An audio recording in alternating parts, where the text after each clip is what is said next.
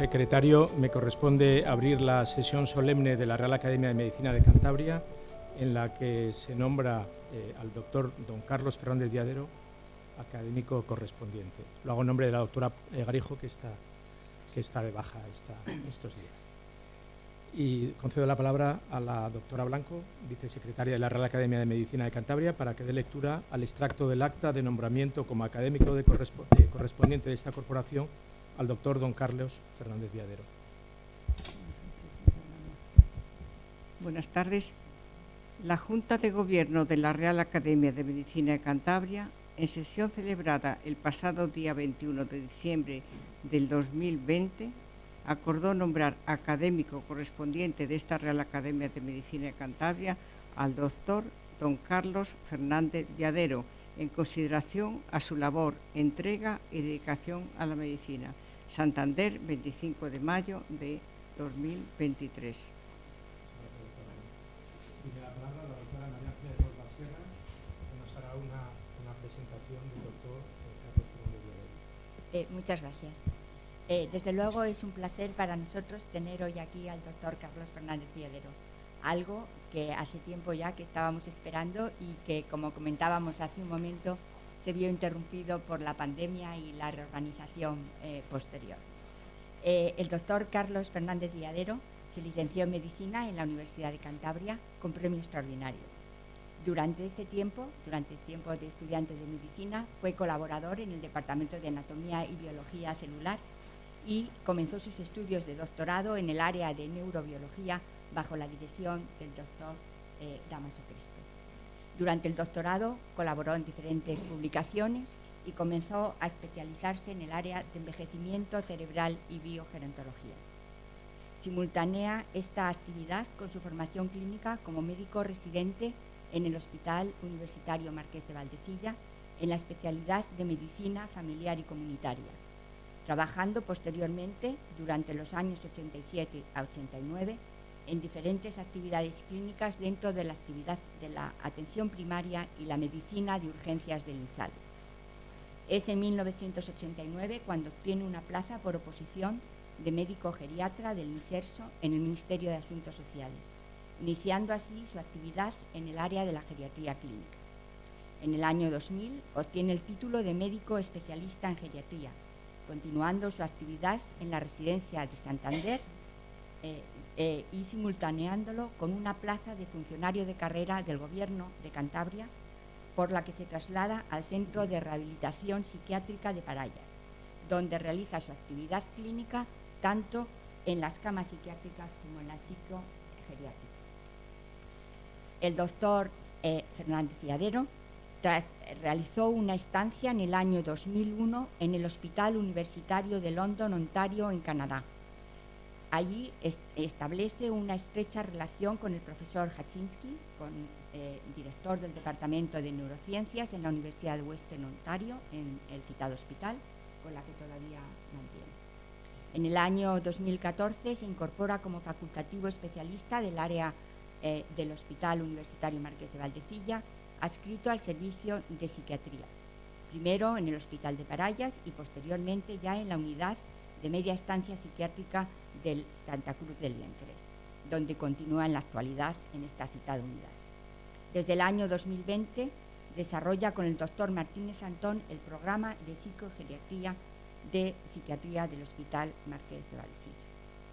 En el año 2014 es nombrado coordinador de atención a la cronicidad de Cantabria, desarrollando el plan de atención a la cronicidad y siguiendo la estrategia del Ministerio de Sanidad del Gobierno de España, representando a la Consejería de Cantabria.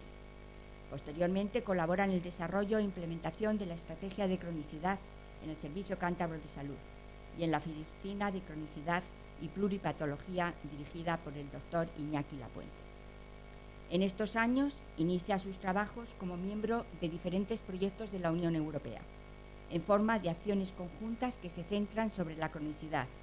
Son las Joint Action Coordinates y posteriormente representante de la Consejería de Sanidad en otras de estas acciones. En realidad, forma parte de bastantes de estas acciones por las que pasa a incorporarse al Instituto de Investigación Valdecilla o IDIVAL, donde tiene tanto su grupo de investigación como es colaborador de varios proyectos. En la actualidad coordina a nivel regional la acción conjunta de la Unión Europea, JADECEA, sobre la aplicación de las tecnologías en el entorno sanitario y acciones conjuntas, todas ellas varias, dirigidas a enfermedades crónicas no transmisibles y cáncer en fase de desarrollo y evaluación. Estas acciones están dirigidas a mejorar la situación actual de las personas mayores, sobre todo en aquellos aspectos clínicos de fragilidad y sarcopenia que son tan frecuentes. Desde el punto de vista académico y investigador, el doctor Carlos Fernández Viadero ha publicado más de 60 trabajos indexados en revistas de PubMed en el área de su especialidad de geriatría clínica y biogerontología, y en la mayoría con la coautoría con los doctores Crespo y Verduga, que están aquí presentes. Ha publicado también más de 50 capítulos de libros, ha participado en multitud de congresos, el número de comunicaciones que tiene es muy elevado y ha sido miembro activo en la Sociedad de Neurociencias, tanto española como internacionales. Desde 1989, tanta actividad tienes que ya es miembro de las sociedades cántabra y española de geriatría y gerontología, y acabaremos diciendo que en la actualidad y desde hace muy pocos meses es presidente de la Sociedad Cántabra de Geriatría y Gerontología. Por tanto, creo que es para nosotros, desde luego, un honor y un placer tenerle aquí para dar su charla hoy y para pasar a ser miembro correspondiente de nuestra academia. Muchas gracias.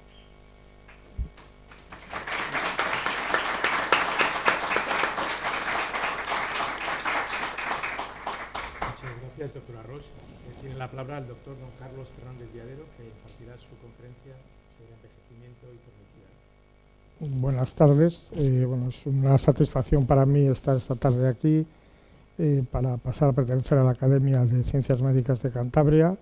Agradecer a la doctora Arijo, que no puede estar aquí con nosotros, la amabilidad que ha tenido para presentarme, a la doctora Ros, que ha sido compañera mía de Fatigas durante muchos años, y al profesor Barraceta, que está aquí, que ya hace muchos años también lleva hablándome de mi incorporación a la Academia de Ciencias Médicas de Cantabria.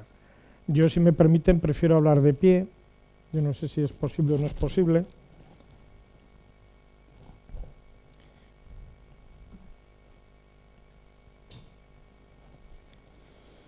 Les voy a hablar de envejecimiento y cronicidad, que es mi área de trabajo durante los últimos 30 años aproximadamente. Y bueno, vamos a ver un poquito los conceptos de envejecimiento desde un punto de vista más general. Luego veremos, bueno, pues algunas de las cosas que se han hecho en Cantabria, cómo eso repercute en diversas acciones que se realizan tanto a nivel europeo como a nivel nacional. Y luego, bueno, pues hablaremos también un poquito de las patologías que yo habitualmente más frecuentemente manejo, que son habitualmente la demencia con trastornos de conducta y la depresión, los nuevos enfoques que estamos dando actualmente, y algunos aspectos también que estamos realizando en el IDIVAL relacionados con patologías crónicas y con los nuevos conceptos de fragilidad y sarcopenia. Sí que me gustaría comentarles, bueno, pues que realmente yo lo que espero de aquí es que no darles muchas respuestas, pero sí que ustedes hagan muchas preguntas, porque yo siempre he defendido que lo importante en la ciencia, como veremos al final, es hacerse preguntas fundamentalmente, ¿no? Esta es nuestra situación, ¿no? El envejecimiento. Habitualmente, cuando estudiamos el envejecimiento, estamos acostumbrados a ver el envejecimiento como una foto fija, cuando realmente el envejecimiento es un proceso dinámico. No es una foto, es un vídeo. Y este vídeo, o este proceso, tiene tres características. Es un proceso universal, absolutamente todos envejecemos. Es un proceso continuo, no tenemos un límite concreto a partir del cual podemos decir que una persona, un animal, una cosa es viejo o se está haciendo viejo, y es un proceso heterogéneo. Esto es tremendamente importante porque la heterogeneidad en las especies biológicas, animales, lo que nos implica es que cada especie filogenética tiene su propia velocidad de envejecimiento, cada individuo dentro de esa especie tiene su propia velocidad de envejecimiento, cada sistema y órgano dentro de esos individuos tienen su propia velocidad de envejecimiento, cada órgano, cada tejido, cada célula y posiblemente cada subpoblación celular y probablemente cada molécula tienen su propia velocidad de envejecimiento. Hace ya bastantes años, bueno, pues que acuñamos un término que es el rango de heterogeneidad, que es bastante complejo de medir, y en él o con él lo que queremos incidir es que en el nacimiento casi todos los individuos de la especie son muy parecidos. De hecho, bueno, pues cuesta bastante distinguir incluso el sexo si los genitales están cubiertos, y conforme avanza la edad, bueno, pues van apareciendo cada vez más diferencias, ¿no? Y llega un momento en el envejecimiento en el que ese rango de heterogeneidad es máximo, de manera que, bueno, pues esas dos personas que están ahí, esas dos señoras que fueron pacientes mías hace más de 30 años, tienen totalmente cambiada su edad biológica y su edad cronológica. La señora de abajo, que parece que tiene 70 años, realmente ahí tenía 94. La señora de arriba, que parece que tiene 94, tenía 72. Entonces, fíjense la diferencia, el rango de edad tan importante que hay, la diferencia que hay desde el punto de vista morfológico, fenotípico y, por supuesto, funcional. Luego hablaremos algo más de biología, pero el envejecimiento es mucho más que biología, es un proceso psicológico. Ya veremos, bueno, pues cómo las patologías que vamos a ver son más frecuentes en las personas envejecidas, y sobre todo es un proceso social, ¿no? Esta imagen la pongo casi siempre, es una portada de The Economist muy antigua, en la que de alguna manera, bueno, pues pone la diferencia, marca la diferencia entre Europa representado por un señor, es un cuento de dos barriguitas o dos barrigas, Europa representado por un señor con barriguita, y América, Estados Unidos, representado por la Estatua de Libertad también con barriguita, ¿no? La diferencia que hay desde el punto de vista sociodemográfico. Durante el siglo XX, bueno, pues han sido muy importantes dos conceptos demográficos o sociodemográficos, que son la transición demográfica y la transición epidemiológica. La transición demográfica no es nada más que los cambios que ha habido a nivel poblacional desde la sociedad preindustrial, antes del siglo XIX, con altísimas tasas de mortalidad y de natalidad. Las familias tenían 10-12 hijos, pero bueno, pues casi todas las personas se morían a los 30 años o a los 35 años. Aparece la sociedad industrial, se empiezan a desarrollar los conocimientos biomédicos, empieza a disminuir la natalidad, empieza a disminuir la mortalidad, se va produciendo un tránsito y al final llegamos al siglo XX, donde realmente lo que ocurre es en la época postindustrial, en la que observamos bajísimas tasas de natalidad y unas tasas relativamente también muy bajas de mortalidad. Todo esto, bueno, pues lo enfoca la Unión Europea a través de, pues fíjense, ¿no? La Unión Europea nos dice cómo están de envejecidos los países, ven que están bastante envejecidos, incluso las regiones, o en nuestro caso las comunidades autónomas. Esta es la situación actual, casi 450 millones de personas en Europa, y esta es la estimación de proyección para el futuro, ¿no? Que realmente parece que la población va a ir disminuyendo. Y esta es la pirámide de edad, ¿no? La pirámide de edad actual, con las barras rellenadas, y la pirámide futura con las barras vacías. Luego veremos pirámides de Cantabria que son totalmente similares. Nos centramos en Europa, pero claro, hay otros países en el mundo, ¿no? Siempre hemos pensado en China como el gigante demográfico a nivel mundial, pero bueno, pues la situación está cambiando, ¿no? Y son dos noticias, una de Washington Post y otra del New York Times de este año, y la situación es que la India este año sobrepasa en número de habitantes o población a China, y además va a seguir ascendiendo, mientras que China va a ir disminuyendo independientemente de todos los problemas asociados a la política de un hijo único que han tenido durante muchos años los ciudadanos chinos.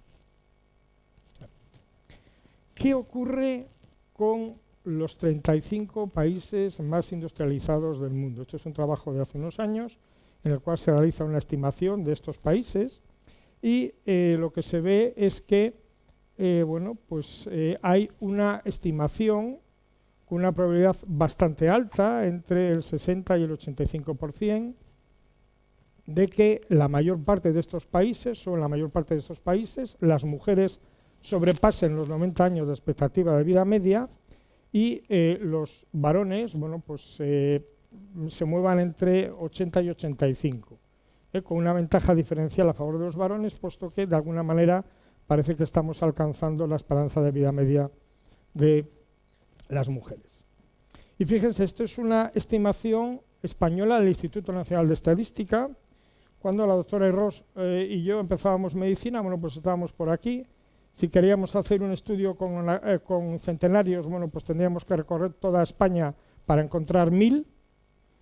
Ahora no hace falta, nosotros ya tenemos alguna cosa publicada, sencillita, en Cantabria con 700 nonagenarios, en Cantabria 700 nonagenarios.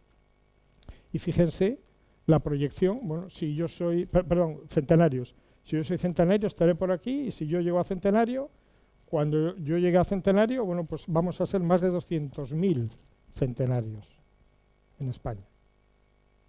Es algo totalmente inaudito. Por eso, pues está claro que desde el punto de vista de la planificación sanitaria es imprescindible realizar una programación de servicios sanitarios y sociales y de los sistemas de pensiones para hacer todo el sistema sostenible. Cuando estábamos aquí y ya pensábamos que éramos maravillosos, que íbamos a alcanzar la expectativa máxima de vida, 122 años, pues recibimos un baño de humildad, que de vez en cuando nos conviene, y de repente se va todo al traste. Creo que la imagen lo dice todo, ¿no? Todos hemos pasado por ello y todos sabemos qué ha ocurrido. De vez en cuando necesitamos un bañito de humildad, porque a veces nos creemos totipotenciales. Vale. Seguimos un poquito con los aspectos demográficos y fíjense la diferencia entre los países, ¿no? Los países europeos tardan en alcanzar un envejecimiento poblacional discreto, el 14%, prácticamente 100 años. Algunos países orientales lo hacen mucho más rápido y otros países que están, los países emergentes, de los que está China, prácticamente alcanzan lo que a los europeos nos costó 100 años en 20-25. Entonces la progresión realmente es una progresión tremendamente importante. Dentro de todos estos aspectos, no nos podemos olvidar que las personas humanas somos seres sociales fundamentalmente y la soledad es un fenómeno que desgraciadamente cada vez vemos con más frecuencia y que hemos comprobado todos durante la pandemia de la COVID-19, ¿no? Fíjense lo que ha pasado en Japón. Japón, un país desarrollado, que en el año 60 prácticamente el 90% de la población japonesa vivía en familias nucleares con padres e hijos. Actualmente, más del 50% viven solos con un cónyuge de su misma edad o en un centro residencial. El cambio es realmente muy importante. ¿Cómo está España? Bueno, pues esto es un trabajo que se presentó en el Congreso de Geriatría que se celebró en Santiago de Compostela hace 4 años o 5, y era un estudio allí realizado en la Comunidad Autónoma de Galicia y con una tasa de envejecimiento del 23%, pues encontraron que aproximadamente había 125.000 hogares unifamiliares, una sola persona de más de 65 años. Por eso el aspecto de la soledad es tremendamente importante. Eso nos animó a incidir en este aspecto durante la pandemia COVID y publicamos ese pequeño artículo en el cual hacíamos diversos análisis de lo que había supuesto la pandemia COVID y incidíamos también en la importancia que tiene las socializaciones y más en un país mediterráneo como es España. Ya hemos visto la transición demográfica, nos quedaría ver la transición epidemiológica, que es un aspecto mucho más sanitario, ¿no? La transición epidemiológica se caracteriza básicamente porque, bueno, pues en el 19 las personas se morían de enfermedades infecciosas, traumatismos, accidentes, etcétera. Con el desarrollo de la medicina, bueno, pues las personas empiezan a morir básicamente de cáncer y patología cardiovascular, y con los avances de las medicinas, las personas, no vamos a decir que no se mueren, porque todos nos tenemos que morir, es un hecho inevitable, pero nos morimos de otra forma. Nos morimos habitualmente con bueno, pues, cierto grado de dependencia funcional y con patologías crónicas. Por eso, las características típicas de los pacientes que nosotros vemos en nuestras unidades es que son pacientes que tienen casi siempre más de una patología, a veces muchas patologías. Estas patologías son de carácter crónico, generalmente con el tiempo van a llevar un deterioro funcional más o menos importante, y esto supone que muchas veces, bueno, pues, haya que utilizar muchos fármacos. 3 fármacos, 5 fármacos, 10 fármacos, 15 fármacos, 20 fármacos, 22 fármacos. No es ninguna exageración, 22 fármacos. Entonces, bueno, pues tendríamos que hacernos preguntas, ¿no? ¿Qué hacen las organizaciones sanitarias en general para intentar abordar estos problemas? Bueno, pues básicamente hacen muchos documentos y muchos programas. Prácticamente todos pertenecemos a los programas, ¿no? Bueno, ahí está la OMS intentando combatir el envejecimiento global. La diferencia que hay entre los países desarrollados en diferentes años y los países en vías de desarrollo. Pero ven cómo los países en vías de desarrollo enseguida nos van a alcanzar. Nos van a alcanzar sin tener nuestros recursos, además. La OMS también publicó el estudio sobre el envejecimiento y la salud. Es un estudio bastante amplio, lo tienen los que quieran en internet, se puede bajar, está en español. Y básicamente incidía, sobre todo, en la capacidad intrínseca y la capacidad funcional. Es realmente sobre lo que debiéramos de trabajar, ¿no? Y lo podemos trabajar a diversos niveles, dependiendo de que tengamos una alta capacidad funcional, una capacidad funcional ya ligeramente deteriorada o un deterioro relativamente importante. Y para todo eso, bueno, podemos establecer medidas de prevención primaria, secundaria, promoción de la salud, etcétera, ¿no?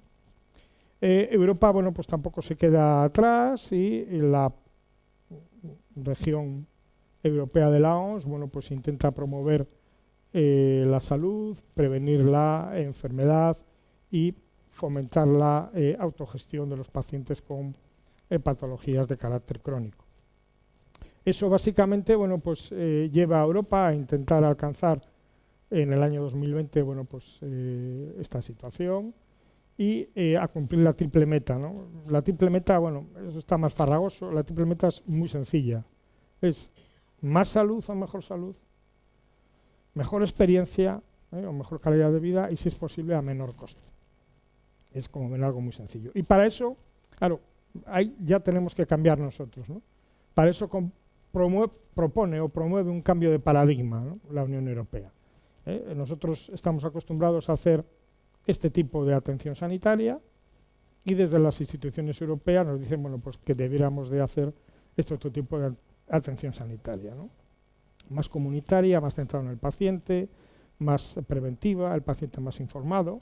Dependiendo de la patología es más sencillo, dependiendo de la patología, bueno, pues es un poquito más complejo, ¿no? España no se queda atrás en todos estos proyectos, elabora la Estrategia Nacional de Abordaje de la Cronicidad hace 10 años, y Cantabria tampoco se queda atrás, y elaboramos un grupo bastante amplio de profesionales, el Plan de Cronicidad de Cantabria. Aquí tenemos bueno, pues imágenes del plan. Esta es la pirámide de población del 2014-2015, que fue cuando se publicó. Y bueno, pues en líneas oscuras la proyección son imágenes del profesor Reques de la Universidad de Cantabria, la proyección para el año 2029. Analizamos también bueno, pues, cómo está la cronicidad en nuestra autonomía. Entonces, bueno, ven que varía, vamos a ir viendo datos, verán que varían un poquito los datos que todos los datos que vamos a ver a partir de ahora están recogidos de los programas de estratificación poblacional de la estrategia de conectividad del Gobierno de Cantabria y del Servicio Cántabro de Salud. Entonces, bueno, pues ven que andamos por un 21, 22, 23 más o menos de proporción de población anciana, y en algunos valles, en algunas comarcas interiores, por ejemplo el Valle del Lansa, en el cual estuvimos haciendo pues varios proyectos piloto, el índice de envejecimiento es tremendamente alto, ¿no? Llega a un 30% en varones y a un 40% en mujeres. A nivel de las patologías crónicas más frecuentes, bueno, pues ahí las tienen las pirámides de edad, diabetes, enfermedad pulmonar obstructiva crónica, obesidad, insuficiencia cardíaca congestiva, hipertensión, enfermedad renal crónica, que es algo que muchas veces no pensamos en ello, accidente cerebrovascular y enfermedad de Alzheimer. Al final nuestra propuesta era, bueno, pues mejorar la salud del enfermo crónico, intentando mantener calidad de vida y estado funcional, con una atención lo más integral posible, continuada de calidad y a la vez, bueno, pues eficiente y sostenible. Y para eso, bueno, pues teóricamente se debiera seguir la pirámide de Kaiser, en el cual afortunadamente la mayoría de la población, bueno, pues está en estos niveles, en los cuales solo hay que hacer promoción y prevención de salud. Podemos empezar a tener alguna patología, ya empezamos a actuar los sanitarios, podemos tener enfermedad más severa, en esas estaciones más intensa, y podemos tener ya patologías muy severas, con gran afectación funcional, con gran carga de comorbilidad, que necesitan una atención específica caso a caso. Realmente, aunque esto suena un poco apocalíptico, bueno, pues hombre, es importante, pero igual no es para tanto. Aquí hemos dado la vuelta a la pirámide para que la diapositiva nos quedase bien. Afortunadamente, como ven, bueno, pues la mayoría de la población de Cantabria, prácticamente el 90%, bueno, pues tiene una complejidad nula, muy baja o mínima. Y solamente, bueno, pues un 10% tiene una complejidad alta o muy alta. Y debiéramos de intentar incidir sobre todo en este sector de la población. La conectividad es tremendamente importante. Eurostat, bueno, pues de nuevo lo analiza. Aquí tenemos donde está España, con las patologías percibidas de las personas de edad, y esta sería la media de la Unión Europea. Debido a todo esto, bueno, pues a partir de hace aproximadamente 10 años en la Unión Europea se plantean diferentes acciones conjuntas, la mayor parte de ellas encaminadas a combatir la cronicidad. La primera en la que pudimos participar fue el CRODIS y el CRODIS Plus. Era una acción, bueno, pues habitualmente las acciones conjuntas implican siempre a 15 o 20 países y entre 50 y 60 organizaciones sanitarias y no sanitarias de cada país, ¿no?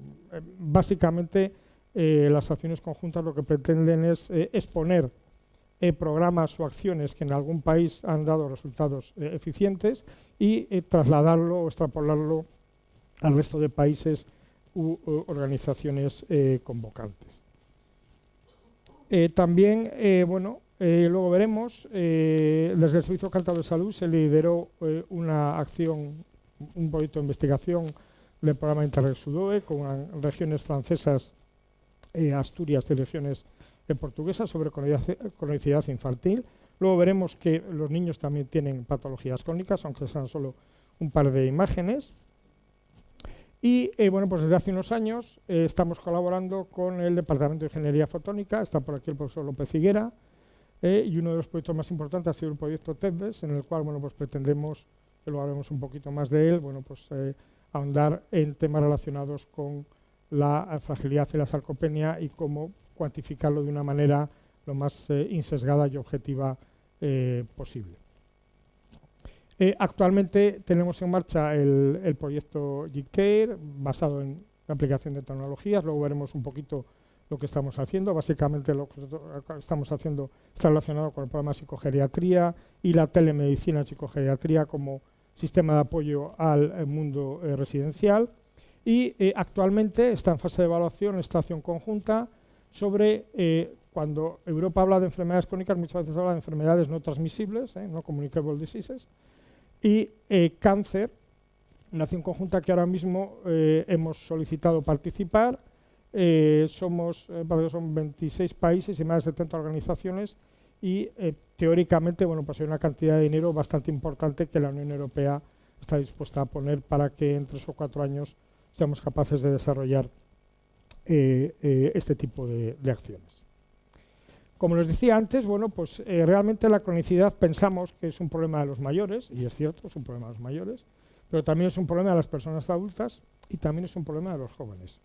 Y además es un problema que también tiene relación con el nivel económico y cultural. De forma que en esta gráfica, en la cual se recoge la patología crónica por rangos de edad y por nivel económico, pues se puede ver cómo a mayor nivel económico, prácticamente en todos los rangos de edad, la diferencia puede ser a llegar de hasta un 20% porcentual de la población mejor situada frente a la población peor situada. Nuestras imágenes son prácticamente un calco, esto es Cantabria, población total y población distribuida por sexo entre mujeres y hombres. Fíjense que la mayoría de las escalas se suelen quedar en los 80 años, nosotros avanzamos un poquito más, analizamos 90 y como tenemos centenarios, analizamos centenarios y en los centenarios o bien no diagnosticamos bien o bien realmente las personas que llegan aquí son personas muy sanas, porque tienen menos patología que los octogenarios. Como les decía antes, hace unos años leí este artículo y vimos que realmente la conciliación infantil puede ser importante y a raíz de ahí elaboramos un proyecto de conciliación infantil, analizamos 90.000 niños de Cantabria entre 0 y 17 años, prácticamente uno de cada tres tiene una patología crónica y las patologías más frecuentes son el asma con casi un 17% y el trastorno por déficit de atención e hiperactividad con más de un 6%. Los niños también tienen patologías crónicas, muchas veces se nos escapa del foco. Vamos a centrarnos ahora un poquito en algunos de los pacientes que yo habitualmente más suelo manejar. Los pacientes con depresión. La depresión es un problema relativamente frecuente en las edades tardías de la vida, también en las edades jóvenes, por supuesto. Y aquí tienen ustedes, probablemente estadísticas del Eurostat, cómo está la depresión, por grupos de edad, arriba, y por sexo. La depresión es una patología más femenina que masculina, o bastante más femenina que masculina. Bueno, no vamos a entrar en los cuadros de depresión, aquí hay varios psiquiatras en la sala, entonces luego si hay preguntas, pues luego lo podemos discutir, ¿no? Mi impresión es esta, ¿no? Que afortunadamente la mayoría de los ancianos llegan bastante bien, ¿no? Y se encuentran bastante bien, subjetivamente se encuentran bastante bien, ¿no? Muchas veces la sensación subjetiva de salud es tremendamente importante. Tampoco vamos a entrar en los aspectos biológicos, etcétera, luego si quieren comentamos algo porque es relativamente complejo. Y aquí de esa publicación, un poquito los datos que tenemos de la frecuencia de depresión por síntomas depresivos, distimia, depresión moderada y depresión severa, de izquierda a derecha, en la comunidad, en el medio residencial y en el hospital. Entonces ya ven que los pacientes institucionalizados, tanto en el hospital como en la residencia, tienen generalmente una mayor prevalencia de depresión. ¿Y realmente qué pasa en Cantabria? A nivel general podemos decir que con los datos registrados del Servicio Cántabro de Salud, la depresión aparece en el 11% de las mujeres, un poquito, casi el 12%, y el 4,5% en los varones. Cuando subimos la edad y no hablamos de población general, hablamos ya de población geriátrica, pues llegamos al 21% en las mujeres y al 8% en los varones. Y si nos vamos a las residencias, con 5.000 pacientes de residencias en Cantabria, pues las cifras ascienden al 35% en la mujer y prácticamente al 20% en el varón. Bueno, aquí se ve más gráficamente, tenemos un grupo de población adulta que es más bajo, los varones siempre bastante más bajo y las mujeres, pues aproximadamente un 20%, población general sin especificar ubicación, y un 10 o un poquito menos. Esta portada es de esta semana y habla de comorbilidad psiquiátrica. Entonces, bueno, hemos aprovechado para introducirla y para hablar un poquito de comorbilidad psiquiátrica en los pacientes depresivos. Bueno, aquí tenemos la comorbilidad en mujeres y en varones, las mujeres en azul, los varones en naranja. Los círculos verdes son las patologías que prácticamente no hay diferencia, y en el resto, bueno, pues hay diferencias, ¿no? Hay patologías que claramente son mayores, patologías comórbidas en varones depresivos en los varones, y otras claramente son mayores en las mujeres, ¿no? Siempre hemos hablado de la posibilidad de una posible causa de deterioro vascular o depresión vascular. Entonces, bueno, pues intentamos analizar esto también. Lo vamos a presentar dentro de 15 días en el Congreso Nacional de Geriatría. Y bueno, pues realmente nos hemos llevado una sorpresa, porque siempre nos parecía que la patología vascular era claramente más importante en los pacientes depresivos. Sí es cierto que hay, bueno, pues una pequeña diferencia de edad, pero realmente es muy pequeñita. Pero bueno, realmente ven que bueno, pues aquí está la hiperlipemia, que es un poquito más. Aquí está la obesidad, que es un poquito más, y luego no está solo recogido la comorbilidad mayor del 10%, estaría el ictus, que también es un poquito más en los pacientes depresivos que en los no depresivos. Bueno, lo dejamos, habrá que analizarlo a fondo y posiblemente habrá que estratificar todavía más, no por población geriátrica general, sino por grupos de edad, geriátrica. Otra patología bastante común en las personas mayores es el deterioro cognitivo, o el trastorno neurocognitivo. Es un problema realmente importante. Actualmente estos son estimaciones publicadas en Nature del crecimiento de la demencia. El círculo más oscuro es la cifra actual, el más claro las proyecciones a diferentes años. Entonces ven que Europa ahora realmente está mal, pero vean lo que va a ocurrir dentro de 2 o 3 décadas, como bueno, pues América del Sur, el sudeste asiático y el lejano oriente nos van a sobrepasar con creces, con el obstáculo añadido de que van a tener bastantes menos recursos que los que tenemos nosotros, ¿no? Porque cuando hablamos de deterioro cognitivo tenemos que hablar de coste, y el coste todavía hoy lo asume fundamentalmente la familia y el entorno. Ese es un trabajo en diferentes países occidentales, entre ellos está España. El coste público lo tenemos abajo en azul. Luego hay otros costes sociales, también públicos, en naranja. Y el coste que la familia asume en verde. Entonces, bueno, Italia está muy mal, pero vean que nosotros, bueno, pues estamos muy parecidos a Francia y que asumimos una parte muy importante del coste. La familia asume una parte muy importante del coste de los pacientes con trastorno neurocognitivo. No vamos a entrar en las diferentes hipótesis sobre, hemos publicado alguna cosa sobre el origen del trastorno neurocognitivo. Podríamos estar discutiendo horas y días y no sé si llegaremos a un acuerdo. Actualmente, bueno, pues la hipótesis del amiloide es una de las más establecidas, pero bueno, no deja de ser una hipótesis, aunque sí que es cierto que es donde se centra la mayoría de las investigaciones para obtener fármacos eficaces, ¿no?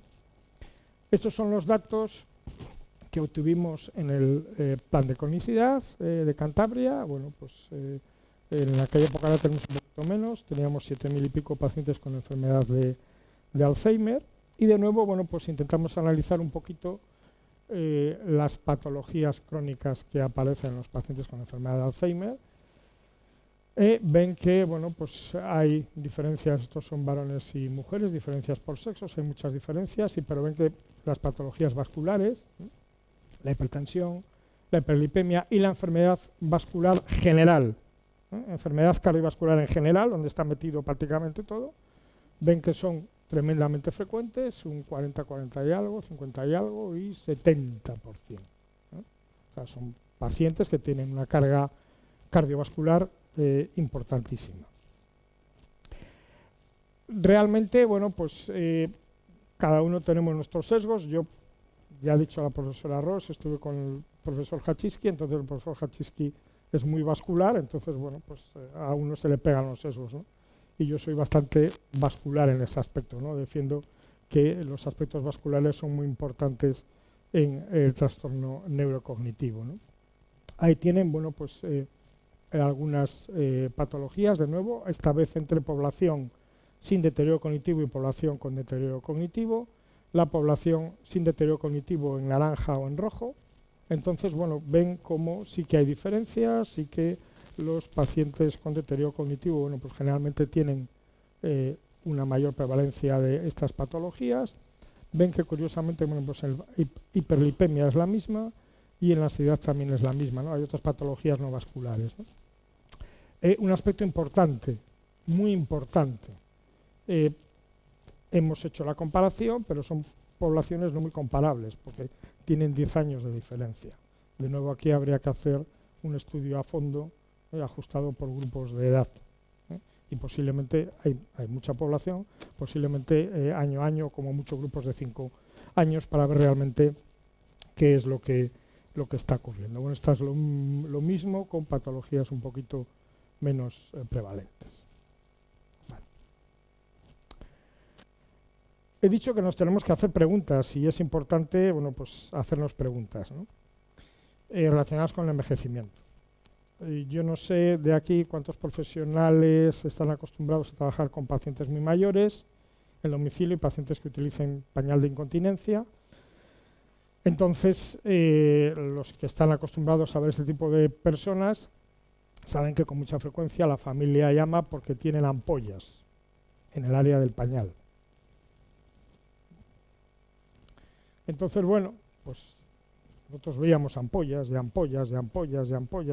un día hablábamos con un familiar, ¿le importaría a usted que cogiésemos la ampolla y la mandásemos a analizar, firmemos el consentimiento? Pues sí, la mandamos a analizar pemfigoide ampolloso. ¿Cómo? Bueno, a los 20 días al mes, otra persona. Hacemos lo mismo, la mandamos a analizar pemfigoide ampolloso. Al mes, otra persona. No, pemfigoide ampolloso. En aquel momento, bueno, pues hablé con los dermatólogos y es imposible. O sea, tú no puedes ver pemfigoides ampollosos en una población de 250 pacientes que tienen esa herencia de cueto con la misma frecuencia o más que vemos nosotros aquí, que vemos en aquella época toda la población de Cantabria, 500.000 de personas. Bueno, pues digo, yo lo que dicen los patólogos, yo no puedo decir nada. Y realmente, bueno, pues seguimos haciendo análisis y seguimos obteniendo la mayoría de las ampollas positivas para pemfigoide ampolloso. No diagnóstico clínico, sino diagnóstico anatomopatológico. Esta es una ampolla de roce característica intraepidérmica y esta es una ampolla de pemfigoide ampolloso subepidérmica con infiltración eosinofílica y con inmunocitoquímica positiva para IgG en la membrana basal, aquí en la zona de despegamiento de la ampolla. Realmente, bueno, pues nos llamó muchísimo la atención. La supervivencia prácticamente de las personas con pemfigoide ampolloso y ampollas que no eran pemfigoide era la misma, y lo que sí veíamos era que, bueno, pues nuestra prevalencia era exageradamente alta, ¿no? Así quedó la cosa, se publicó. Está ahí, ha habido más trabajos posteriores y recientemente han publicado un grupo alemán en Lancet, con menos pacientes, pero que curiosamente tiene todavía un poquito más de prevalencia de pemfigoide ampolloso que tenemos nosotros. Entonces, bueno, es importante hacerse preguntas. Otro aspecto también muy actual ahora mismo, desde hace 15 o 20 años, es la fragilidad y la sarcopenia asociadas sistemáticamente al envejecimiento. La fragilidad la podemos orientar en dos aspectos. Un primer aspecto relacionado con el acúmulo de problemas o de patologías o de deterioro funcional, y una segunda visión, que es la que publicó Linda Frey en el 2001, en el cual, bueno, pues eran personas que tenían un poquito de pérdida de peso, referían la astenia de forma subjetiva, tenían problemas en la fuerza de agarre, tenían problemas al deambular, caminaban más lentamente que los demás y referían una menor actividad física. Junto con esto, bueno, pues apareció, bueno, ya se había comentado previamente, pero bueno, se empezó a ahondar en el concepto de la sarcopenia. La sarcopenia es el equivalente de la osteoporosis, pero en vez de en el hueso, en el músculo. Es una pérdida de masa muscular. Con el envejecimiento hay diferentes criterios. El problema es que, bueno, pues el diagnóstico real de sarcopenia objetivo es la desintometría de absorción ósea, que está al alcance de poquísimos centros a nivel nacional, ¿no? Con lo cual, generalmente el diagnóstico de sarcopenia se hace de una manera indirecta. Bueno, pues analizas la masa muscular mediante ecógrafo, analizas fuerza de presión, velocidad de la marcha. Son mediciones parecidas a las que se hacen con la fragilidad, ¿no? Y dependiendo de cómo te dé, bueno, pues tú decides que tiene una sarcopenia o no. Se asocian generalmente de forma conjunta y aunque no son enfermedad propiamente dicha, sí que se asocian a peores resultados en salud a todos los niveles, tanto funcionales como comorbilidades, como por supuesto ingresos hospitalarios y fallecimiento. ¿Cómo medimos eso?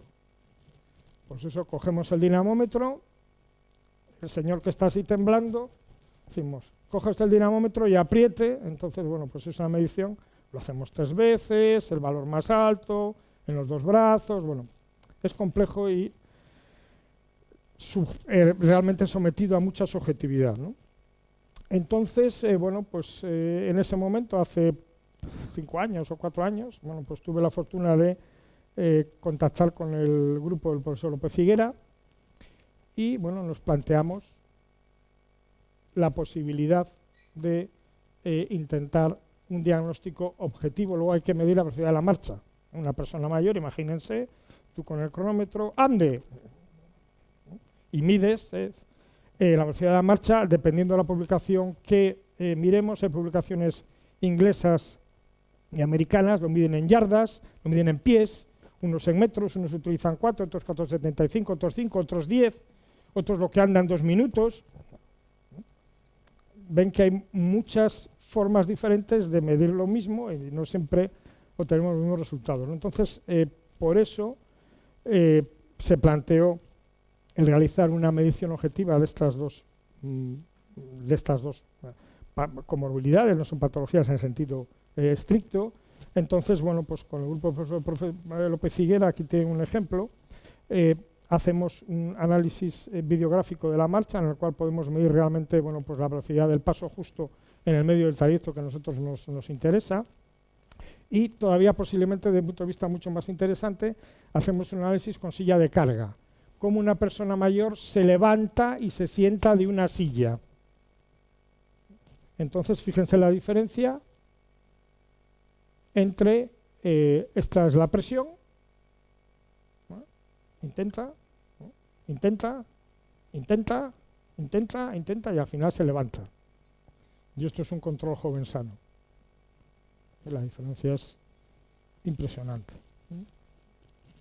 A partir de ahí, bueno, pues hemos hecho alguna publicación, y esta es un poquito la tecnología que utilizamos para el análisis videográfico y para la silla de carga.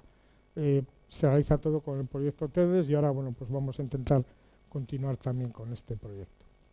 Esto simplemente, bueno, pues una de las acciones conjuntas que tenemos en marcha es el JADECARE. Entonces, bueno, pues es de alguna manera desplegar tecnología para la atención sanitaria. Entonces nosotros lo que intentamos hacer es desplegar teleconsulta y videoconsulta como sistema de apoyo para los centros residenciales, para las personas básicamente que tienen trastorno depresivo, como ven ahí, y deterioro cognitivo, que prácticamente supone el 80% de los pacientes que vemos en el programa. Esos son los datos que hemos obtenido en el año 2022.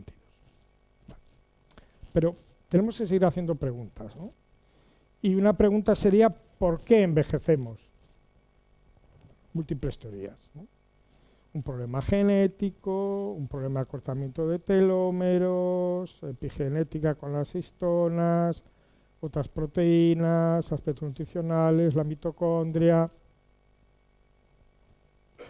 muchas cosas, ¿no? La epigenética ahora está muy de moda, y hay artículos, tiene un artículo muy reciente de la revista Cell, en el cual, bueno, pues incide, ¿no? Incide en la epigenética y con alguna manera, bueno, pues las roturas en la doble hélice de DNA a través de las histonas, según estén más o menos metiladas o más o menos acetiladas, parece que pueden ser relativamente importantes, ¿no? Y cómo eso de alguna forma se podría controlar, ¿no? ¿Y cómo lo podemos controlar? Bueno, pues de muchas maneras, ¿no? Vamos a ver muy sucintamente los aspectos más biológicos, bueno, los factores de Yamanaka, que son unos factores de transcripción que se pueden introducir mediante vectores virales o otro tipo de vectores a ratones envejecidos, etcétera. Y bueno, pues lo que se comprueba es que viven más y que puntúan menos en algunos índices de fragilidad para los ratones. Bueno, son estudios experimentales con animales y este es parecido, ¿no? Bueno, pues como los factores de transcripción en ratones de envejecimiento acelerado, progéricos, cuando se introducen los factores de Yamanaka, la curva de supervivencia se desplaza a la derecha y cuando se introducen en ratones salvajes, mejora la función muscular y pancreática. Claro, pero ustedes dirán, bueno, ¿y nosotros? ¿No? ¿Qué hacemos? Pues posiblemente tengamos que escapar de aquí, de los aspectos más biológicos o más deterministas, y empezar a ver el aspecto ambiental, el estilo de vida, bueno, lo que todos sabemos. No les voy a decir nada que no sepan, ¿no? La actividad es fundamental, ¿no? Puesto que la inactividad, ¿no?, afecta clarísimamente al sistema nervioso y al sistema osteomuscular. Esta es una imagen que me cedió el profesor Crespo. Entonces ven ustedes aquí los ratones, ¿no?, en jaulas aislados, en jaulas normales y en jaulas con medio enriquecido, muchos ratones con muchos estímulos, ejercicio, etcétera. Entonces fíjense la diferencia de arborización dendrítica y lo que eso significa. Bueno, nosotros no analizamos eso, pero bueno, hay muchos trabajos que dicen que cosas tan sencillas como tocar un instrumento musical, juegos de mesa, ajedrez, lectura de libros, son tremendamente importantes y disminuyen la probabilidad de padecer deterioro cognitivo. Lo mismo ocurre con el ejercicio. Esta es una teoría ya un poquito, si quieren, más antigua, de finales de los 80, cuando este señor, que era geriatra, era reumatólogo, Fries, en la Universidad de Stanford, en California, elaboró el concepto de la compresión de la morbilidad. Entonces él lo que decía, él había observado que las personas que hacían ejercicio con relativa frecuencia, pues funcionaban mejor que los que no lo hacían, y que vivían más. Y además de eso, de vivir más, cuando se trata de vivir más, vivían mejor. De manera que había lo que él llamaba un postponement of disability, un retraso de la discapacidad relativamente importante, en algunos grupos de personas hasta 13 años de retraso de discapacidad. Imagínense si logramos retrasar la discapacidad de 75 a 88.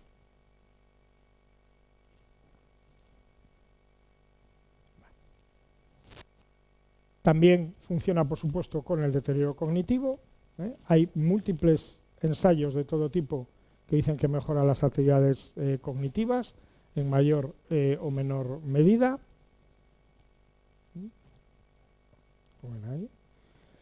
Y mejora también, bueno, pues la incidencia del deterioro cognitivo, ¿no?, de la enfermedad de Alzheimer o de la demencia, ¿no? Entonces, bueno, pues los que no hacen nada de actividad van peor que los que hacen un poco y van peor que los que hacen mucho. Y esto es lo mismo, ¿no? Los muy activos abajo y los poco activos arriba, ¿no? Y esta es la posibilidad de tener deterioro cognitivo, ¿no? Entonces ven que es realmente importante. Incluso ahora, bueno, pues vamos un poquito más allá, ¿no? Y con la neuroimagen podemos llegar a hacer estudios de volumetría hipocampal y otras áreas cerebrales, y bueno, pues prácticamente todos los estudios demuestran que el hipocampo, la sede teórica de la memoria, bueno, pues mejora cuando se realiza ejercicio, ¿no? Y hay también trabajos experimentales, bueno, tampoco les quiero aburrir, ¿no? Yo no sé si tenemos que hacer como Kai y Joe O'Regan, maratonianos ingleses, en el 86 en el Maratón de Londres y en el 16, 30 años más tarde, en el Maratón de Cork. Bueno, igual no hace falta llegar a tanto, pero está claro que el ejercicio es importante. Y lo otro, por supuesto, es lo que comemos, ¿no? Eso es fundamental, ¿no? ¿Y cuánto comemos? Lo que comemos y cuánto comemos. Ahora mismo sabemos que prácticamente en todas las especies animales la restricción calórica en mayor o menor medida retrasa o incrementa la supervivencia. Esto es un trabajo relativamente reciente sobre diferentes tipos de dietas saludables y sus efectos sobre la mortalidad global. Bueno, ya ven que claramente son muy beneficiosos prácticamente todos en diversas localizaciones, con diversos grupos raciales, etc.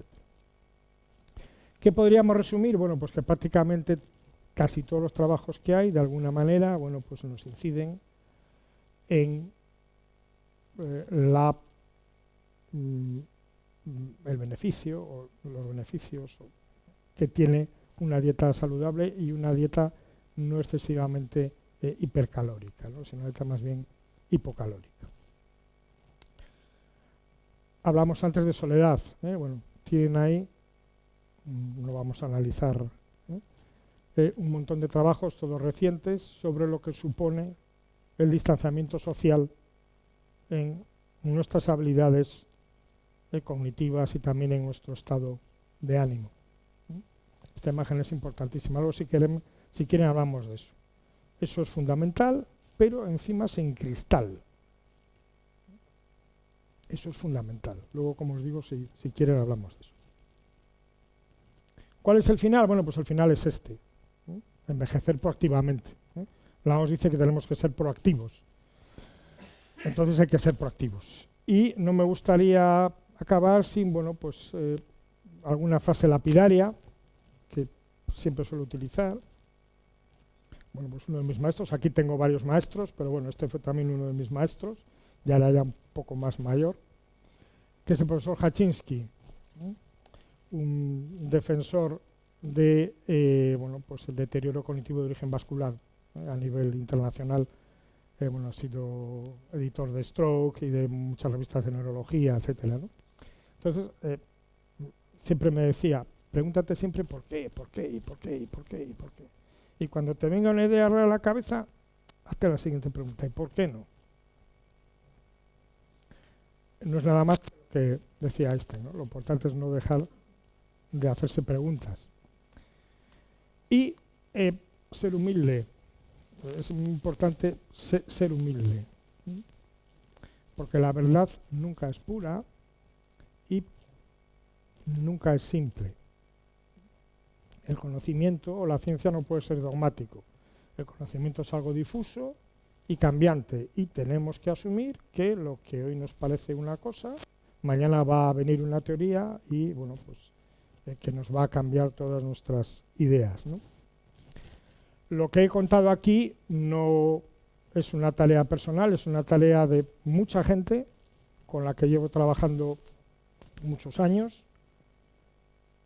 El equipo de sanitarios de la Unidad de Media Estancia Psiquiátrica de Liencres, con algunos de los cuales llevo trabajando más de 30 años, porque antes ya trabajábamos juntos.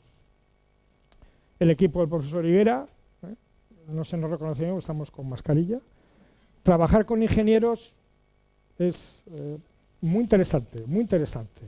El profesor Brazote dice que es otra cosa, es muy interesante. El IDIVAL, que bueno, pues realmente me da soporte y me soporta, las dos cosas, con el gerente, el doctor Peralta, y bueno, las técnicos, Natalia y Paloma, las técnicos de proyectos. Los proyectos estos se hacen porque ellas están detrás, y no la cantidad de burocracia que tienen es tal que es imposible asumirlo por un sanitario clínico. La Oficina de Cronicidad y Pluripatología, con el doctor Iñaki, que la ha dirigido durante varios años, y bueno, los que hemos trabajado ahí. El grupo de psicogeriatría, el doctor Martínez Antón, la doctora Somonte, de Torre la Vega, la Sociedad de Geriatría y la Geriatría del Futuro, porque ya pertenezco casi a la geriatría del pasado, bueno, la doctora Aguilera, el doctor Flores y el doctor Zoilo. Los demás somos la geriatría del pasado, ¿no? Paz Gutiérrez y Lourdes Bermejo, gerontóloga.